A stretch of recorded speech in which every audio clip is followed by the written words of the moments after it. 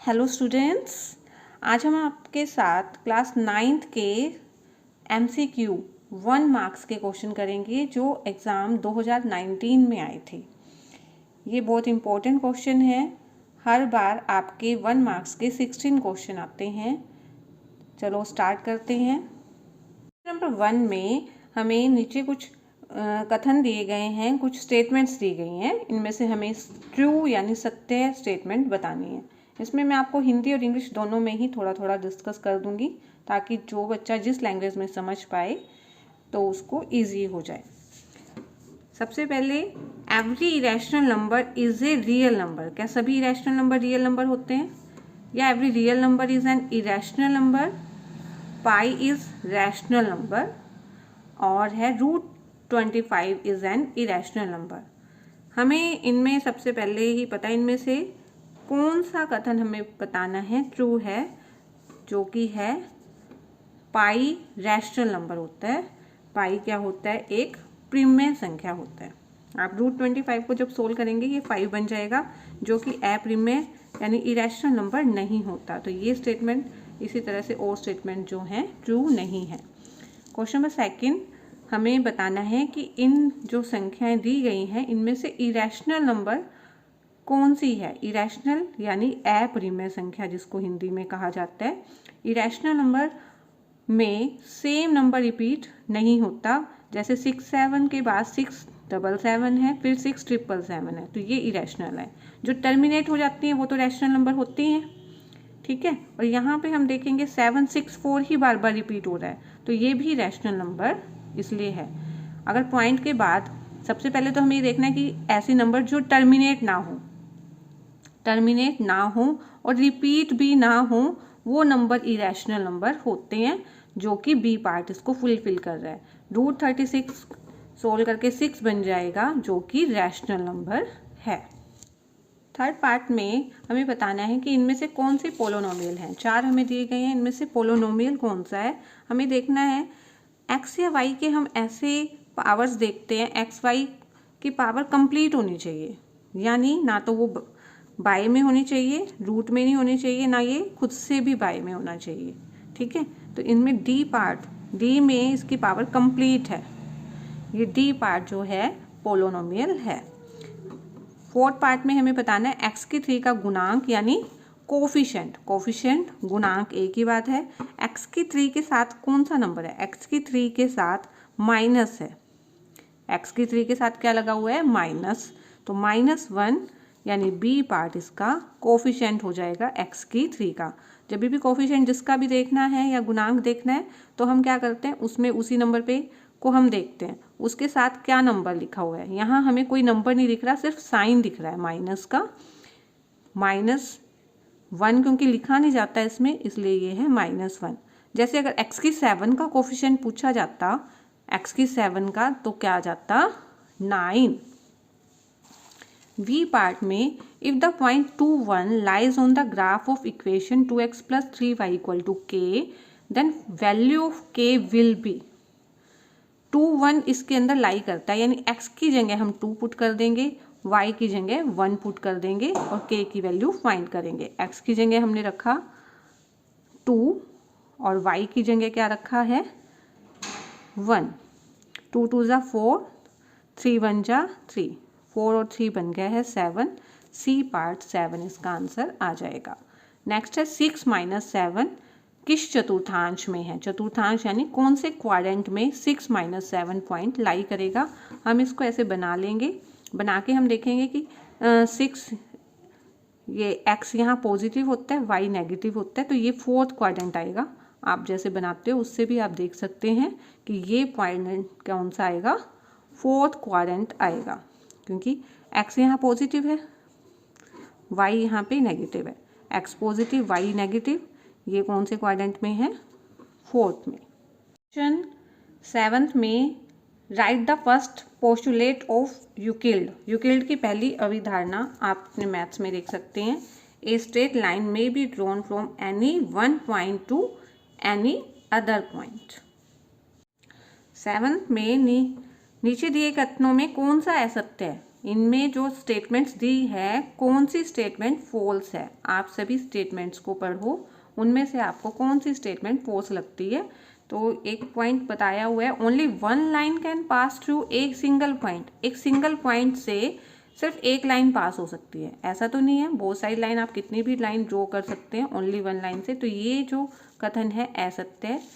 एक बिंदु से केवल एक रेखा खींची जा सकती है। बाकी चीज़ें आप देखें, दो भिन्न रेखाओं में एक से अधिक बिंदु भिन्नष्ट हो सकते हैं, बिल्कुल हो सकते हैं। एक शांत रेखा को दोनों तरफ अनिश्चित तौर से बढ़ाया जा सकता है ना, ठीक है।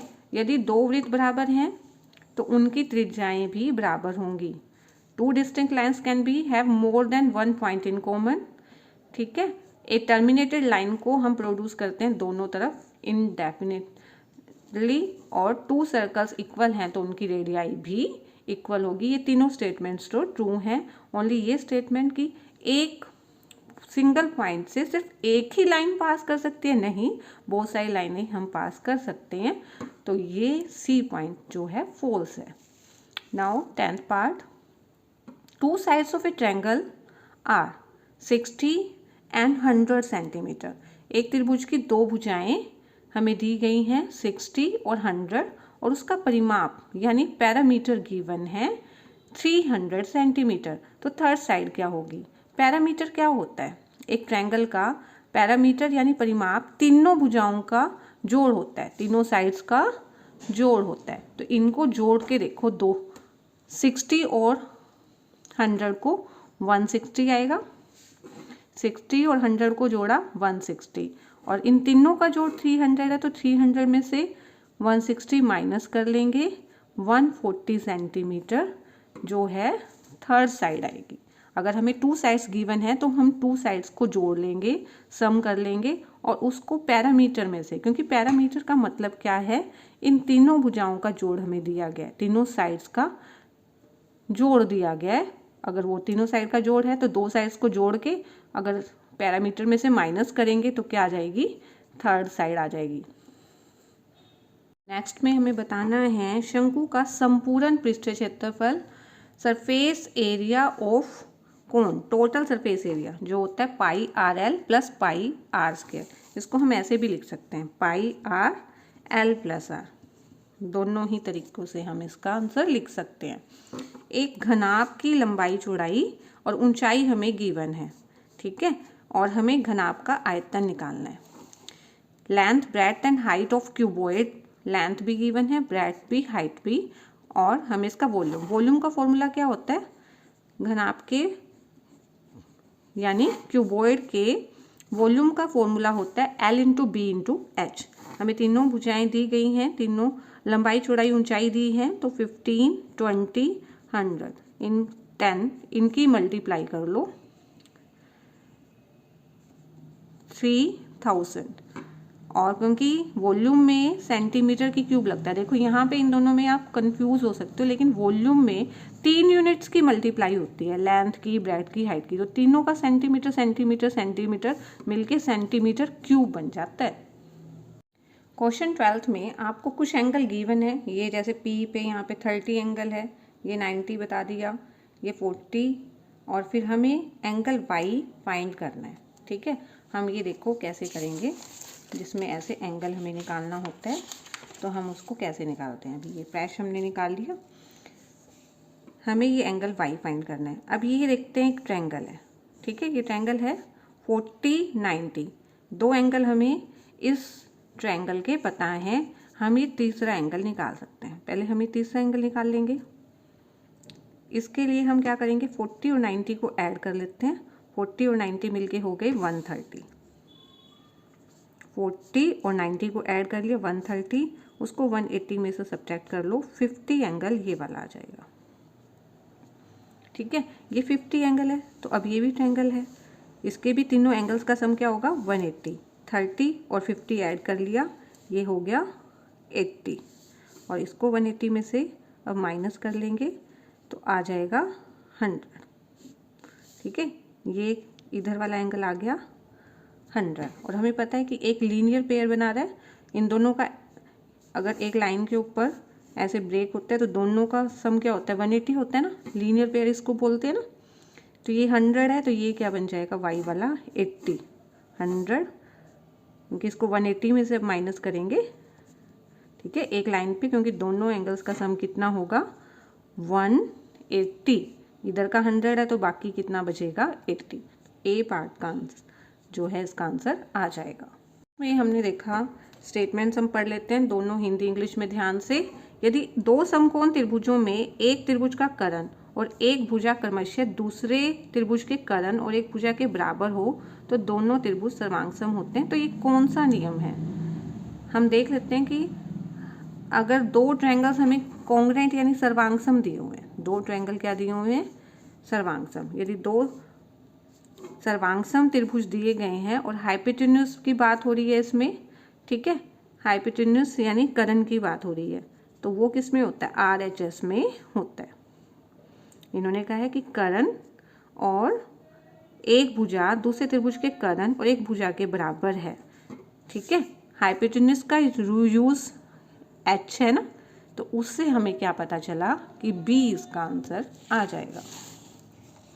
नेक्स्ट डायग्राम को आप देख रहे हैं, इसमें ये 2 पैरेलल लाइन गिवन है, ये 50 है। अभी एक लाइन पे पूरे एंगल का सम मैंने आपको बताया था कितना होता था 180, अगर ये 50 है तो ये 180 में से माइनस कर लो, इधर 50 है तो 180 में से 50 माइनस कर लो, कितना आ जाएगा 130 आ जाएगा x। पैरेलल लाइंस में ये लीनियर पेयर होता है, इसको लीनियर पेयर यानी रैखिक युग्म कहा जाता है। नेक्स्ट क्वेश्चन में हमें इसका माध्य यानी मीन निकालना है। मीन निकालने के लिए हम क्या करते हैं, सभी संख्याएं जो हमें गिवन है इनको जोड़ लेते हैं, इनको जोड़ के फिर जितनी ये संख्याएं गिनती में उनसे डिवाइड करते हैं, यही फॉर्मूला होता है। इन सबको जोड़ लेते हैं, 5 5 3 8 8 7 15, 1 1 2 2 2 4 5 6, इन सब का जोड़ आ गया 65, और ये 1 2 3 4 5 संख्याएं हैं। अब इनको डिवाइड करेंगे तो 13 आ जाएगा, ठीक है। मीन में क्या करते हैं, इन सभी संख्याओं को ऐड कर लेंगे और जितनी गिनती में ये संख्या उससे डिवाइड कर लेते हैं, ये मीन होता है। 1 नंबर के क्वेश्चन में हमने ऐसे शो। लास्ट क्वेश्चन है, किसी वर्ग अंतराल 180 190 का वर्ग चिन्ह यानी क्लास मार्क्स, इस इंटरवल का क्या निकालना है हमें, क्लास मार्क्स। तो हम क्या करेंगे, इन दोनों को ऐड करेंगे, हम देखेंगे इनके बीच की संख्या क्या है। वैसे तो हम अगर इनके बीच की संख्या सीधा बता सकते हैं तो 185 ही है, जैसे अगर 10 to 20 हो तो 15 होगा उसका क्लास साइज, ठीक है। क्लास मार्क का हम ये निकालते कैसे, इन दोनों को ऐड कर लेते हैं, 180 और 190 को ऐड कर लो,